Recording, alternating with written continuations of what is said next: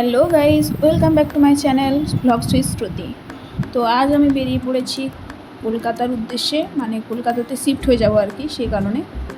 তো এই যে এগুলো হলো আমার ব্যাগপত্র, একটা ট্রলি, একটা ব্যাগ, আবার একটা স্কুল ব্যাগ, অনেকগুলোই হয়েছে।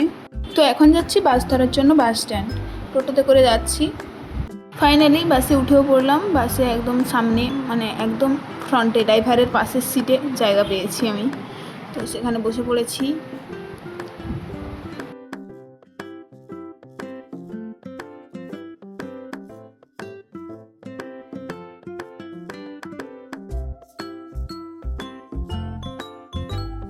তো গাইজ, এখন আমি পৌঁছে গেছি বাবুঘাটে।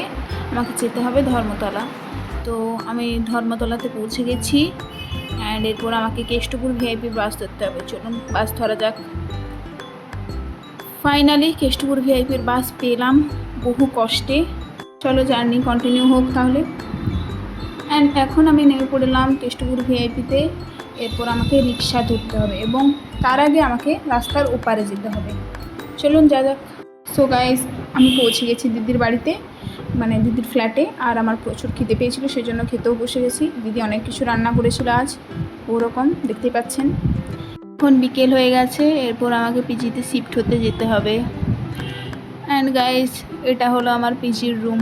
ফাইনালি আমি পিজিতে শিফট হয়েই গেলাম।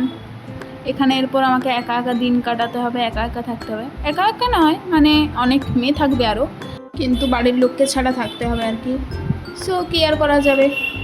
চলুন ব্লগটা তাহলে এখানেই শেষ করি।